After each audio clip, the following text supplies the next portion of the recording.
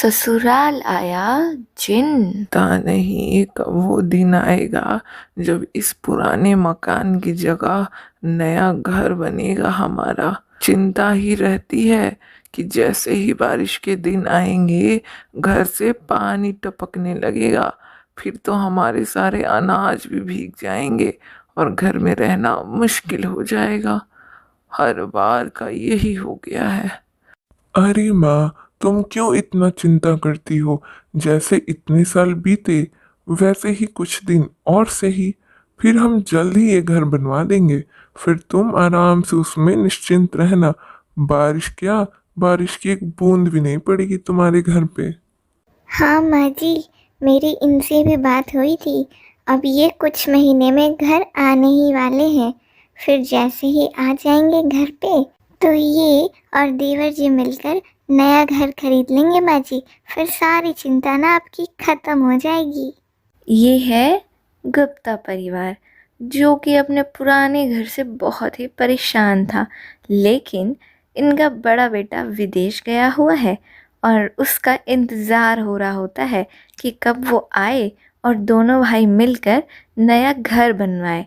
और फाइनली 2 महीने बाद सुषमा का पति रमेश विदेश से घर आता है और दोनों भाई मिलकर एक नया घर खरीदते हैं।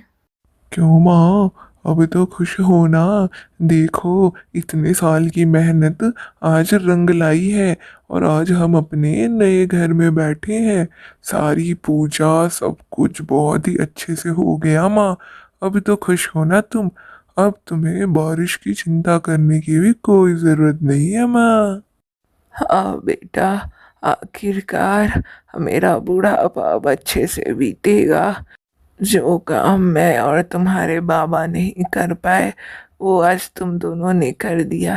काश वो भी होते तो तुम दोनों की ये तरक्की अपनी आंखों से देख के बहुत ही खुश होते बेटा। वैसे ये घर है बहुत अच्छा, इसका हॉल सब कुछ कितना नया है, कितना बढ़िया है। तुम्हें पसंद आया ना माँ? ये सुनकर तो दिल खुश हो गया, क्योंकि मेरे को और भैया को तो हमेशा चिंता रहती थी कि पता नहीं माँ को पसंद आएगा कि नहीं, क्योंकि इस ज़माने में तो सब कुछ मॉडर्न ही होता है। लेकिन तुमको पसंद आ गया माँ। और आज फाइनली हम कह सकते हैं कि हाँ, हमारा भी घर है, इतना बढ़िया वो भी। मैं तो बहुत खुश हूँ। अगली सुबह सुषमा जाती है किचन में, लेकिन इस बात से अनजान कि किचन में उसके साथ कुछ चौंका देने वाली घटना होने वाली है। नए घर की खुशी में आज तो मैं सबके लिए कुछ मीठा बनाऊंगी। चलो देखते हैं अब ये कढ़ाई कहाँ है। कढ़ाई कढ़ाई मैंने तो यही रखी थी, यहाँ नहीं है। शायद फ्रिज के पास होगी, वहाँ देखती हूँ। पर जैसे ही सुषमा फ्रिज के पास वाले रेक पे जाती है, वहाँ उसको तो कढ़ाई दिखता ही नहीं। अरे, वहाँ टेबल पे भी नहीं है, इधर इस रेक पे भी नहीं है। फिर कढ़ाई गई कहाँ? मुझे तो अच्छे से याद है मैंने टेबल पे ही रखी थी, पर वहाँ भी नहीं है। फिर तो यहीं होनी चाहिए ना, कहाँ चली गई? सुषमा कढ़ाई को ढूंढने लगती है और तभी उसकी नज़र टेबल पर पड़ती है जहाँ की कढ़ाई रखी होती है और वो ये देख के चौंक जाती है। अरे, ये हो क्या रहा है मेरे साथ?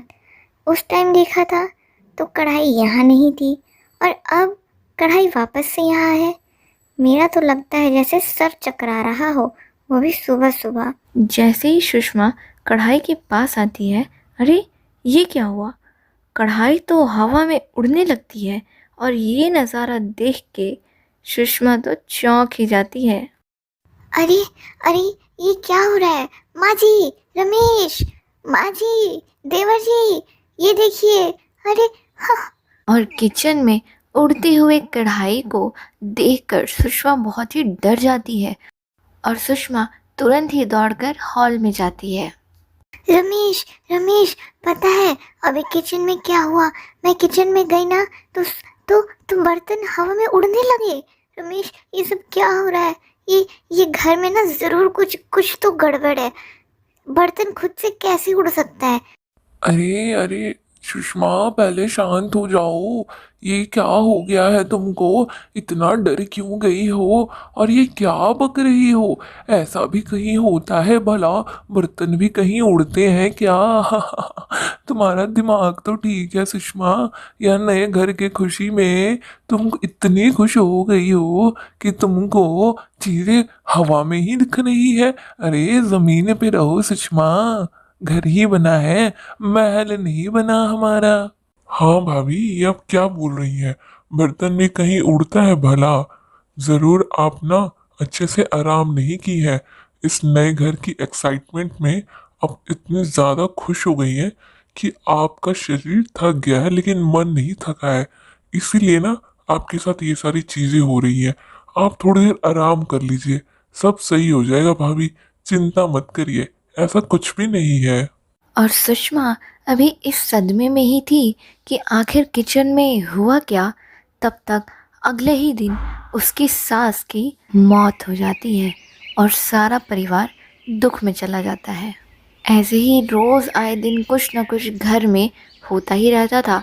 नए कपड़े उदास हो जाते थे, सब्जियां खराब हो जाती थी, फर्नीचर्स टूट जाते थे, बर्तन उड़ने लगते थे। इन सारी चीज़ों से सुषमा बहुत ही परेशान हो गई थी और किसी को भी इन सारी चीज़ों का कोई कारण नहीं मिल रहा था कि आखिर ये सारी चीज़ें हो क्यों रही हैं, कैसे हो रहा है सब कुछ। फिर एक रात को रमेश, रमेश, कहाँ हो तुम? जल्दी आओ, रमेश। सुषमा की चीख सुनकर तुरंत ही रमेश बेडरूम में आता है। रमेश, रमेश, तुम्हें पता है अभी देवर जी के फ़ोन से किसी ने फ़ोन किया था और पता चला कि देवर जी हॉस्पिटल में एडमिट है। उनका एक्सीडेंट हो गया है रमेश। अरे ये क्या बोल रही हो सुषमा? ये क्या हो गया मेरे भाई को? सुषमा, क्या मेरे को ना उससे बात कराओ सुषमा। मैं बात करूं, क्या हुआ मेरे भाई को? कहाँ है वो? किस हाल में है वो? ठीक तो है ना? बात कराओ मेरी उस नंबर पे। रमेश, अब बात करके कोई फ़ायदा नहीं है रमेश। देवर जी अब देवर जी अब इस दुनिया में नहीं रहे रमेश, नहीं रहे। हॉस्पिटल वालों ने उनकी डेड बॉडी पोस्टमार्टम के लिए भेजी है। अब इस परिवार में सिर्फ रमेश और उसकी वाइफ सुषमा ही बचते हैं।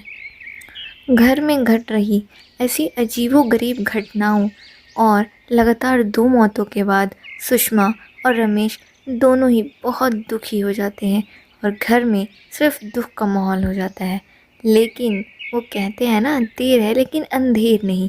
तभी एक दिन उनके जीवन में फिर से एक खुशी आती है और सुषमा माँ बनने वाली होती है। अरे वाह सुषमा, क्या खुशखबरी सुनाई है। कितने दिनों बाद अब इस घर में फिर से किलकारियां गूंजेंगी और हम 2 से 3 हो जाएंगे। वाह सुषमा। बहुत ही मुश्किलों के बाद दोनों के जीवन में एक खुशी आई भी थी, तो ज़्यादा देर के लिए नहीं, क्योंकि कुछ ही दिन बाद सुषमा के पति का भी अचानक ही देहांत हो जाता है और सुषमा अब अकेली रह जाती है इस घर में। लेकिन सुषमा को ये बात बहुत ही खटक रही थी कि अभी तक तो सब कुछ सही था, लेकिन इस नए घर में आते ही अचानक ये क्या हो रहा है। चीज़ें खराब हो रही हैं, सामान उड़ते हैं और अचानक ही स्वस्थ लोगों की मृत्यु लगातार। और अब वो बहुत ही डर गई होती है क्योंकि उसे लगता है कि कहीं अब उसके बच्चे को भी कुछ ना हो जाए। इसीलिए वो एक तांत्रिक को घर पे बुलाती है। कहो बच्चाओ, क्या समस्या है तेरी? बाबा जी, आप तो बहुत बड़े ज्ञानी हैं बाबा जी, मेरी मदद करिए। हम जब से इस नए घर में आए हैं तब से मेरे घर में अजीबोगरीब चीज़ें होती हैं। बाबा, हमारे घर में बर्तन उड़ते हैं, हर सामान खराब हो जाता है और लगातार ही मेरे घर में 3 मौत भी हो चुकी है। मेरी सास, मेरे देवर और फिर मेरे पति भी बाबा जी। और अब मेरे पेट में एक मेरा बच्चा पल रहा है बाबा जी। मेरे पास तो अब और कोई नहीं बचा। मैं नहीं चाहती कि मेरे बच्चे को भी कुछ हो। मुझे तो लगता है कि इस घर में ही कोई दोष है। बाबा जी प्लीज़, बाबा जी आप कुछ करिए। तू चिंता मत कर बच्चा, मैं अभी पता करता हूँ कि इस घर में क्या दोष है। ओम ह्रीं क्लीं चामुंडाय बिच्छे स्वाहा। ओम ह्रीं क्लीं चामुंडाय बिच्छे स्वाहा। अरे बच्चा, ये कोई ऐसा वैसा प्रॉब्लम नहीं है बच्चा। तुम्हारे घर में तो एक बहुत ही बड़े जिन्न का वास है। उसी ने तुम्हारे पति को मारा है और उसी ने तुम्हारे और परिवार वालों को मारा है। अगर तुम अपनी सलामती चाहती हो, अपने बच्चे को बचाना चाहती हो, तो तुम ये घर छोड़ के चली जाओ बच्चा, वरना वो जिन किसी को भी नहीं छोड़ेगा।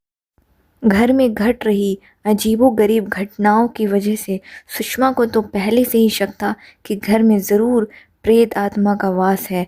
इसलिए तांत्रिक की ये बात सुनकर कि घर में कोई जिन्न है, वो तुरंत ही ये घर छोड़कर जाने के लिए तैयार हो जाती है और वो ये घर छोड़कर अपने मायके वापस चली जाती है। और सुषमा को एक प्यारा सा बेटा होता है जो कि देखते ही देखते पूरे 10 साल का हो जाता है।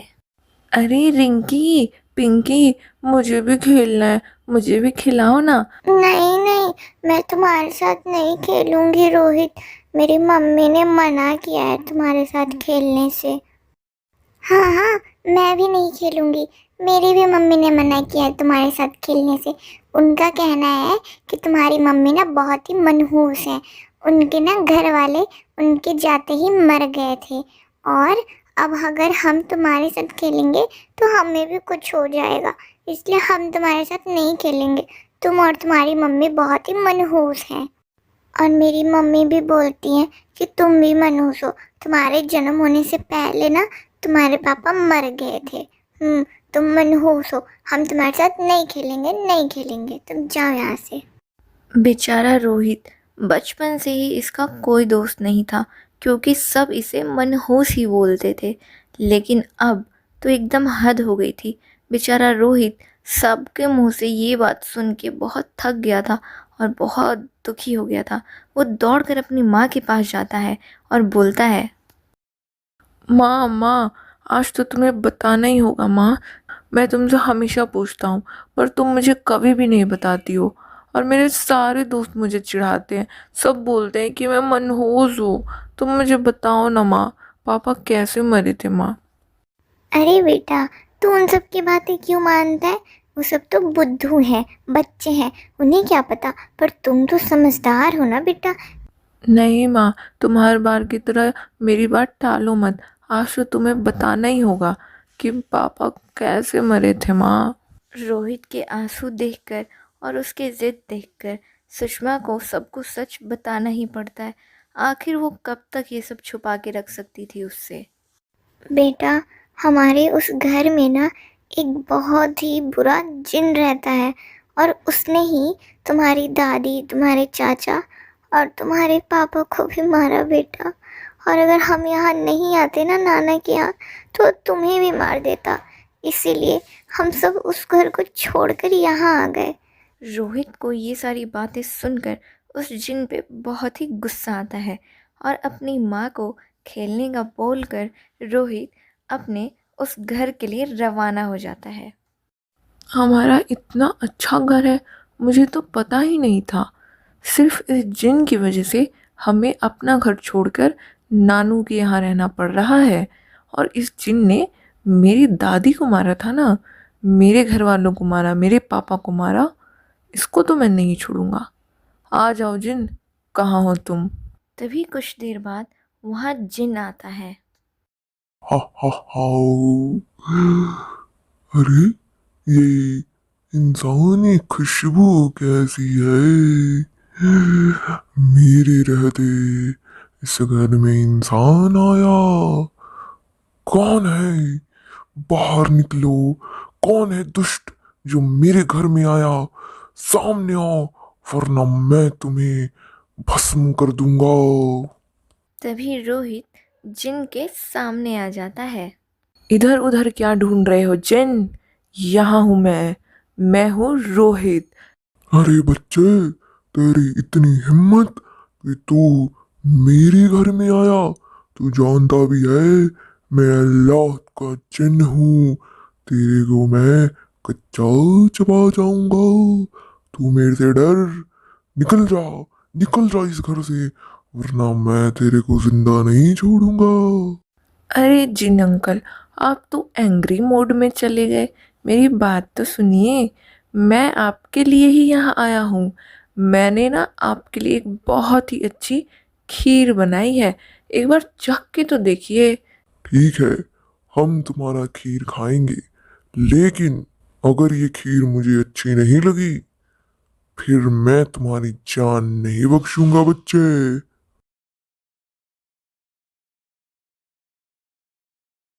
वाह बच्चे, हम खुश हुए। तुमने क्या कमाल की खीर बनाई है। तुमने तो जिन का दिल खुश कर दिया। उस दिन से रोहित रोज जिन के लिए खीर बनाता और उसे खिलाता। कुछ दिनों बाद जिन अंकल, एक बात बताइए, आप रोज दोपहर को कहाँ जाते हैं? अरे बच्चों, हम रोज दोपहर को यमलोक जाते हैं। जिन अंकल, फिर आप मेरे लिए एक काम करेंगे? आप जब यमलोक जाएंगे तो आप यमराज जी से पूछिएगा कि मेरी उम्र कितनी है, मैं कितने दिन जीने वाला हूँ। कुछ समय बाद जब यमलोक से जिन लौट कर आता है तो वो रोहित को बताता है कि बच्चा, तुम बहुत खुश नसीब हो। तुम पूरे 100 साल जीने वाले हो। तुम्हारी उम्र 100 साल लंबी है। जिन अंकल, तो क्या आप मेरा एक काम और करेंगे प्लीज़? आप यमराज जी से बोलकर मेरी 100 साल की उम्र में 1 साल और बढ़ा दीजिएगा या फिर 1 साल और कम करवा दीजिएगा प्लीज़। अगले दिन मुझे माफ़ करना बच्चा, लेकिन हम तुम्हारी उम्र नहीं बढ़वा सकते और ना ही 1 साल भी कम करवा सकते हैं। तुम्हारी उम्र 100 साल है और तुम्हें 100 साल ही जीना होगा।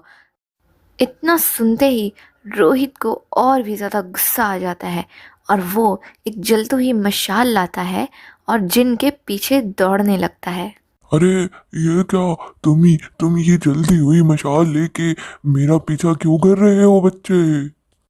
तुम ये मशाल फेंक दो, वरना मैं तुम्हें यहीं कच्चा चबा जाऊंगा बच्चे।